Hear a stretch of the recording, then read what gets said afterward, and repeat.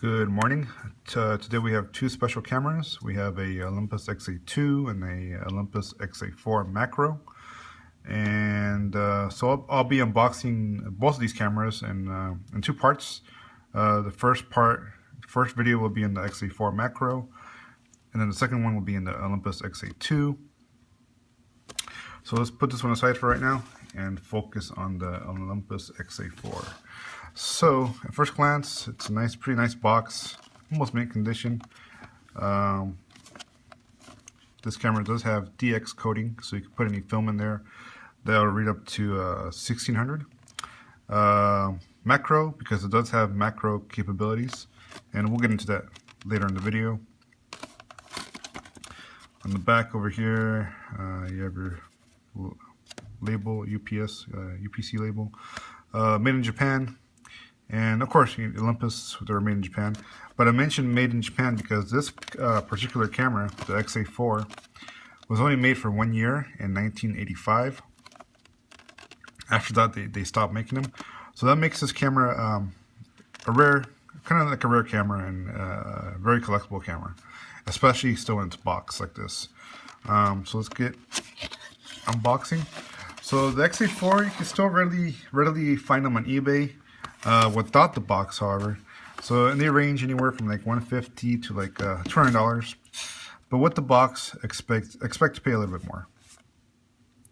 So it comes with a nice strap, which is labeled XA, and this strap serves a purpose, and it has to do with the macro capabilities. So I'll get into that in a minute, towards the end. So at first glance, it looks like any other XA that you might have seen or owned or held in the past. You have your DX coating in the front, so you know it reads DX film. Scale focusing from 0.3 to 3 meters to infinity. On the top, just like any other XA4 macro, shutter button, frame counter, your your rewind lever, and your advance knob over here. Bottom, just like any other XA, you have your backlight, positive, 1.5, battery check, self timer, and battery compartment over here, tripod mount. So the only real difference from the previous XAs and this XA is when you open up the clamshell, you are presented with a 28mm lens with a maximum aperture of 3.5.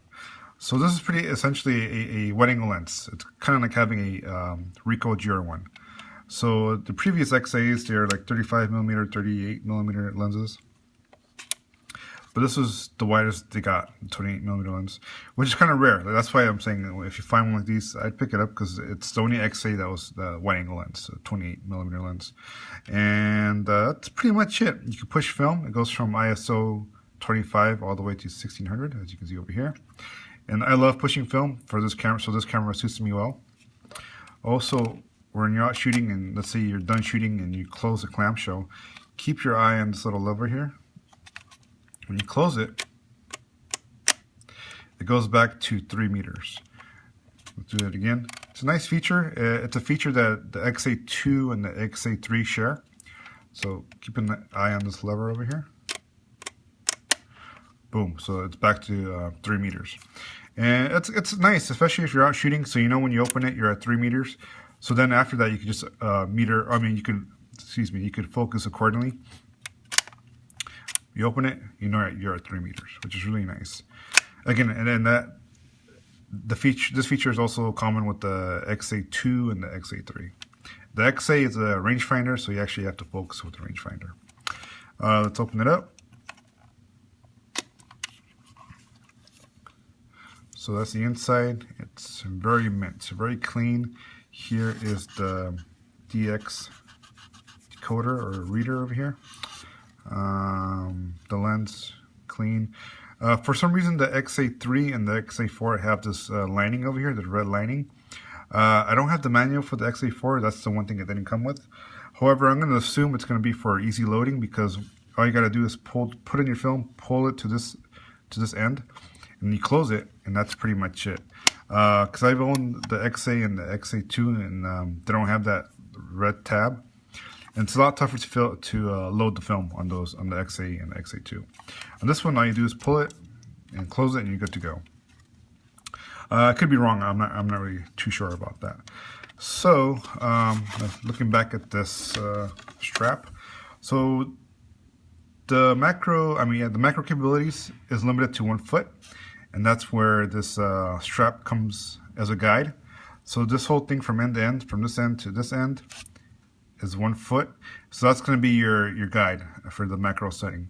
That's pretty much, that's as close as you get to a subject. It's kind of limited, but you know, it's I wouldn't complain. I mean, they tried and it kind of works, kind of doesn't.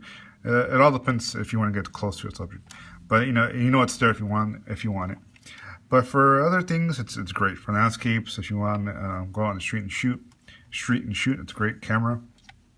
Pretty straightforward. So that's the Olympus XA4. Hope you guys enjoyed it. Stay tuned for the Olympus XA2 unboxing.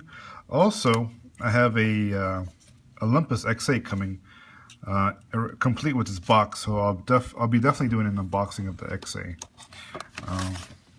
So I'm going to rebox this right now. And voila. So I only do this because it's kind of rare when you find a camera like this still in its box, because most of the time when you do buy a camera like this, any of the XAs too, XA1, XA2, you buy them without the box. So it's kind of nice to show you guys how you would have bought them back in the 80s like this. This is the way it would have been presented. Nice packaging. So you know, you could see an iPhone being unboxed all the time. So why not a Olympus XA4 or XA2, which is it's a nice thing to unbox and show you guys. So thanks for watching, and stay tuned for the XA2 and the XA a little bit later on, next month hopefully. Thanks for watching.